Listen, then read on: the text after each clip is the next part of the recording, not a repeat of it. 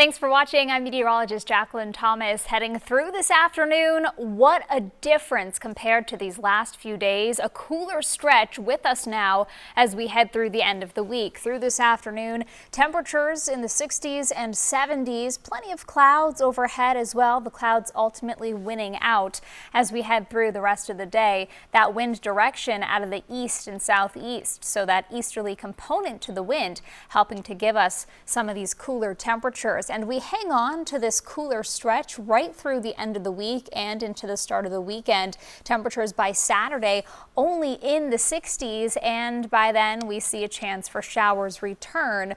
You'll notice the temperature trend on the downward swing with these cooler temperatures the next few days, but by early next week, some warmer temperatures return. We're also seeing a break from the humidity as we head through today and the next couple of days. More comfortable conditions expected into the start of the weekend.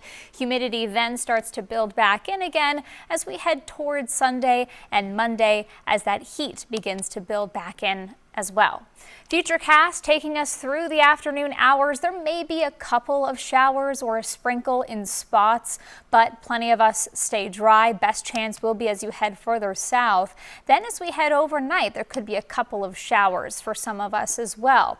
On Friday, there will be a mix of clouds and sun. An isolated sprinkle can't be ruled out. By Friday evening and Friday night, a better chance for showers across northern New Hampshire. And then as we head into the start of the weekend, rain fills in as we head into Saturday morning.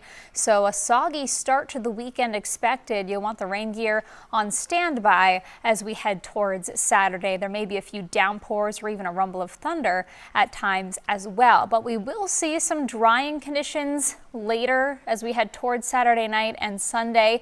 Clouds breaking a bit, and we start to get back in on those milder temperatures. 70s Sunday, 80s likely again by Monday of next week.